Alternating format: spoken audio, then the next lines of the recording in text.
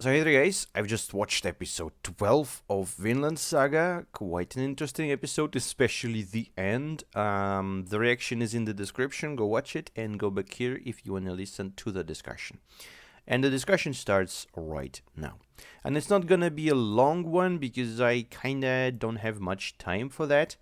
And this episode is basically not a very fitting episode to have a long as discussion. So actually, the main question for me now is fucking what's the gender of Prince Canute? Because I'm honest.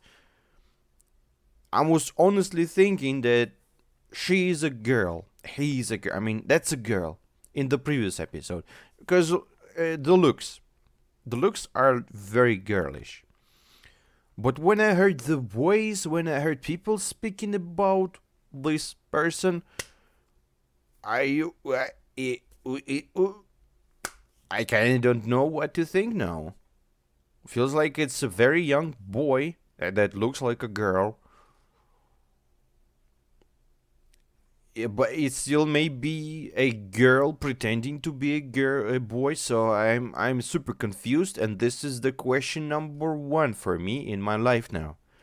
Not like some not interesting stuff about how universe was created or other thing. No, no, no.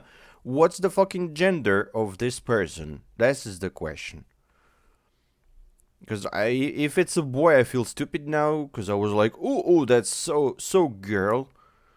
And I'm pretty sure I'm not the only one here being confused, or was confused. When you was watching it, or someone else. So yeah, it's just like specifically hiding it, and like, no, it's a girl, no, it's a boy, because when there was a reveal in the previous episode, even Bjorn said like more like a princess, you know but now Bjorn said he's a boy who looks like a little, who's like girlish. And I mean, why is that so weird? Because we're speaking about Vikings, man. They're like the manliest people ever. They have gene of badass in there. They're like born with beards. But we're looking at a Viking prince that looks like a girl that has nothing manly in him. No looks, no voice, no inner, no. I mean, she was. I don't even know how to call this person now. Let's call him for now. I mean, I'm gonna be messing it every time. So, eh. He can't even speak properly. When the guy, the Welsh, or what, the guy asked him about, could you promise us that this and that, and he was not even, the prince was not even able to answer it. He was like whispered something in Ragnar's ear, and Ragnar started speaking. So this is a very, very weak and sensible human being with like beautiful silky hair. So, oof, I just, well, I don't know. But let's start. Let's start the discussion, kinda. So we start with the tiniest fish ever. I mean, are you serious, old man? I can understand if we're gonna go fishing now because, like, all urbanized and poor fishes are all kind of caught, or it's a good. It's like super lucky if you catch a little fish. But at those times, you can fucking throw a spear in the water without even aiming it and gonna catch this big pike or something. Even right now, if we're gonna go to like Siberia or someone where no one lives, it's still like that. But in urbanized places, no, no, no, it's very difficult. I remember when I was young, I was like maybe 14 years old. Uh,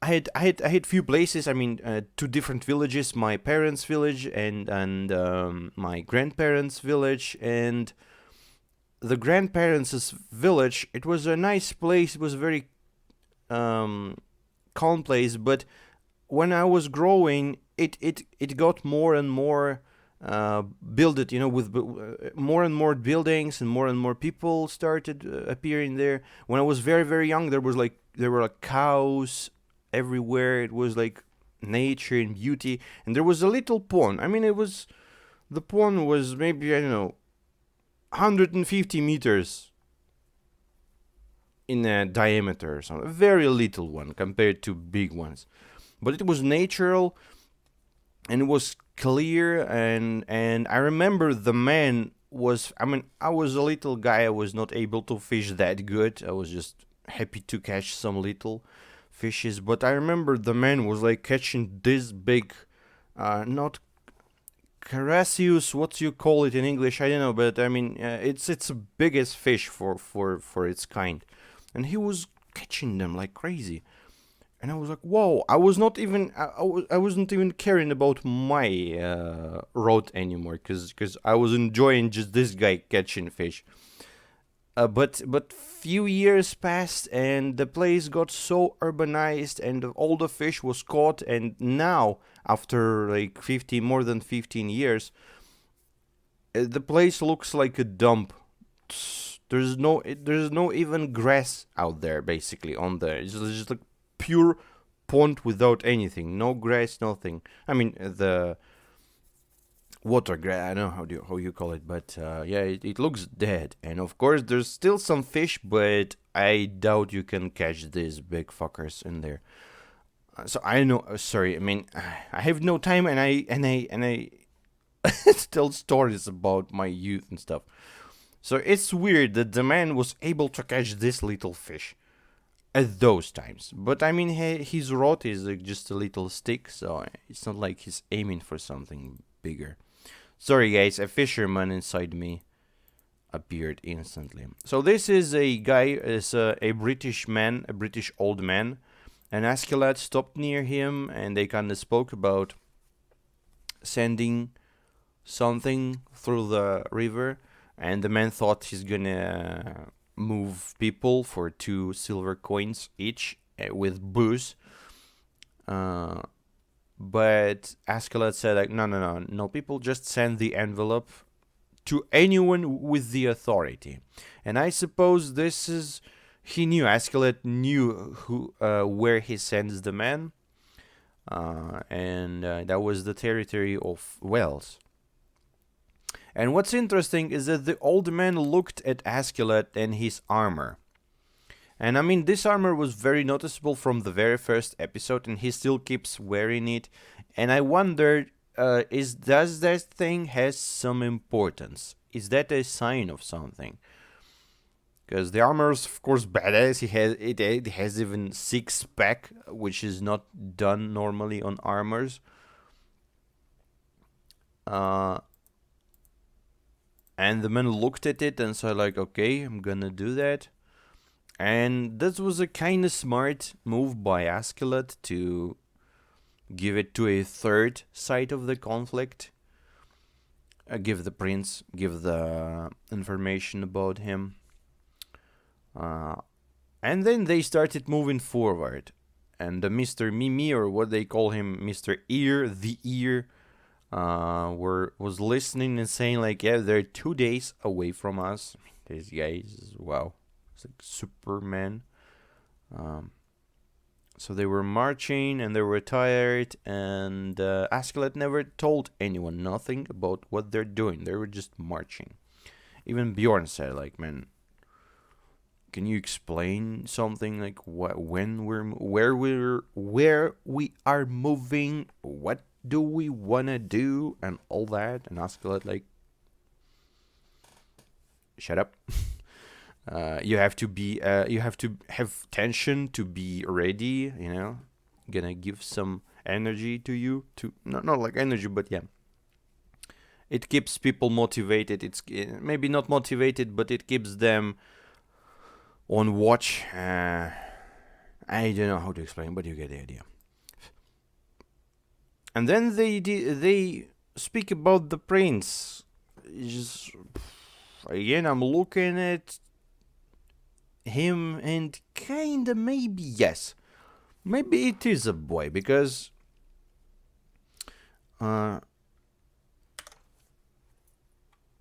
did I do that right?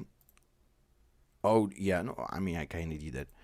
I didn't want the whole screen, but anyways, it's kinda a little bit bigger and manly ear this person have, right? And the arm is a kind of big, so I don't know. Some places, I mean, nose and face is very girlish, but I don't know. I know it's like difficult to see, but now I kind of can see a boy in this picture at least, but I still have no idea if it's a boy or not. But Bjorn seems to be sure that it's a boy, and Askeladd never denied that, and he said that I saw a lot of men, and I can see through everyone, and I see through that man, that he is no warrior, he's not ready to anything. And even the Welshman said the same, like, you're weak, pathetic, something like that. So they're marching, and there was a very interesting dialogue with priest, telling them about love. So the stupid-ass Vikings don't even know what love is. I mean, it's just a word, right? But love is a feeling, and even without knowing about it, you can still feel it. It's like happiness and sadness. You may not know about it, but you will feel it when it's gonna appear, because all those emotions are just chemicals. Since we are a, I guess, biological thing, a lot of processes in our brain is regulated by chemicals. Not gonna go into details, but you guys are smart guys, you know that as well. If you don't know that, just learn that. That's awesome. That's very awesome. Kind of breaks all the romanticism about us, but at least it explains. So yeah, he explained to them that he searches for love, not for just physical stuff that Vikings want, like, oh, we want women. And then they meet. Yes, so as Askeladd meets the Wells. I mean, they called him somehow, but unfortunately my subtitles are working like shit if I'm skipping, if I'm not watching the whole episode. They're just not showing. They're not showing, literally. Not a single subtitle is showing. So I can't go through that without rewatching it again. So I kind of don't know who exactly is this man, but he is very important. And as I've said, when you look at him, he looks very much like a Roman guy. Like a goddamn Caesar or something. I'm not very familiar with history, at least this history of those countries, but we all know that this territory was taken by Romans, but it was a long time ago, so it would be. I mean, there's no Roman Empire already at this time. I think maybe who knows when was the Roman Empire actually existing? The real one, because I mean, of course I learned that in the school, but I kind of got out of the school for like 20 years or something ago. Not 20, a bit long, but still. Roman Empire. One sec. Oh yeah. One sec. Yeah, it's done. It's gone. Or no? The capital. Okay, the capital is the capital. We get it. This survived for another millennium. So actually, Roman Empire ceased to exist in 1453.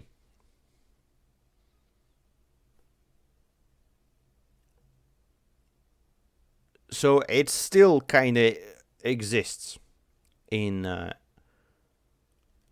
in this anime, but it's not the real Roman Empire. It's just little parts of it.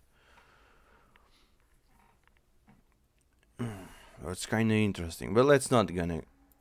Oh, that's a rocket car out there.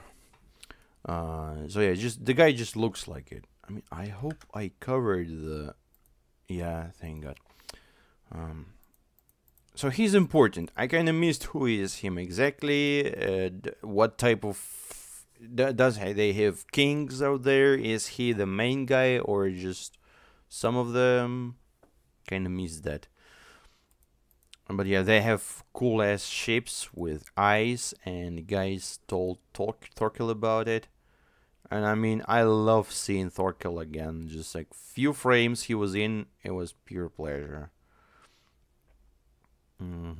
So then they speak about that, about the king, about the prince being a weak. And oh, there was an interesting moment. Let me rewatch it. A falcon. It's so low. Catch it, Ragnar. No, it's a man. It's not a girl. It's a man. It's a man. It is a man. It's not a girl.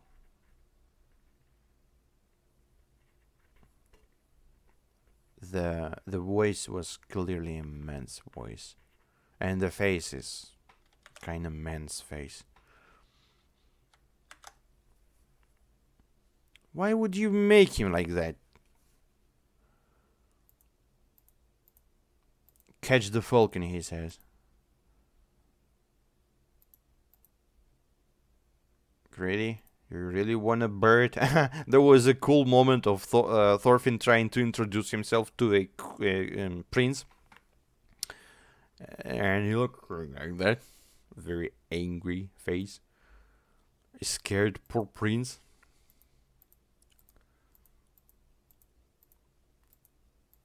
And basically, the Welsh man said that I don't kind of like this prince, and then he said that he doesn't want Danish Viking, basically prince or king, to rule the land anyways, so it's all not good. But they still want their land to be free, and it's still kinda in our land still happens. Oh no! Now they have the dialogue with the prince and love and stuff. But then they get ambushed. Oh, and they also brought the legend of Excalibur. You know, the Prince Artoris, as they call him. I mean, it's cool if will they actually use this later in the story or not? I don't remember where that was.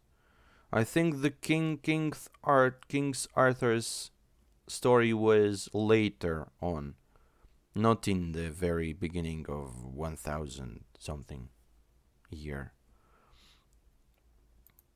But maybe I'm wrong. You just don't yeah, I don't know yet.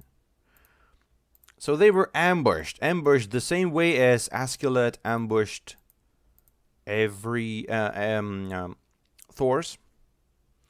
And it seems like it was not Thorkel, because Thorkel was being transported by his guys somewhere, while the king was looking very bad and was looking at his Yorm's Vikings. And yeah, we saw Leaf. Looking at again, goddammit, just look at it. Just look at how many slaves are there. And they look like girls again, like at least some of them. Like little children, slaves. Fucking slavery is so terrible. Leaf is now bald. Poor guy. I mean, no, it's not like poor guy, but yeah. At least he's alive now. And then, all the archers in the world decided that Askeladd's horse face is the most terrifying thing they ever saw in their life, and they decided to shoot it dead. And they did it. Poor horse. poor horse. Somehow Askeladd is like, it feels like he's like a magnetic fucking field. Nothing can hit this guy. It fucking flies everywhere, but not into the man. Maybe his armor is actually has like magic power in it. Who knows? But yeah, they got um in the trap of who knows whom. I'm not sure who was that. But there was not Vikings, because these two guys that were standing on the road, they looked like British or however you call them, but not Vikings. And the episode ended. And as I've said, I feel really stupid now for assuming that the prince is a princess. But I mean, I guess, how can you? It's just, he looks like a girl at some frames. At others, he looks kind of like a young boy. So yeah, don't judge me, guys. Don't judge me. And that was a cool episode. That was a cool episode. That was a terrible discussion, but what can I do? That was a pretty modest episode. I don't know how to call it. It's just normal episode. Not much to discuss here. And that's it. I know how it's gonna go, but I'm gonna see it. And as I've said, I'll try to watch it earlier than I would probably do that if not this episode ending so interesting. Because I'm still waiting for Leaf to find Thorfinn. And I'm still waiting for some normal, good looking girl to appear in the story and stay in it, to be a character in it, to not be raped and stuff. I hope for that really much. But seems like, yeah, the prince, I thought the prince will become a princess and they will have some chemistry between Thorfinn and her, but seems like no. They maybe will have some chemistry, but not a girl-boy chemistry, but a friendship or something. So we'll see. I don't know. I know, man. I know. It's impossible to predict what the hell's gonna happen. So thank you guys for watching. See you in the next episode. Bye bye.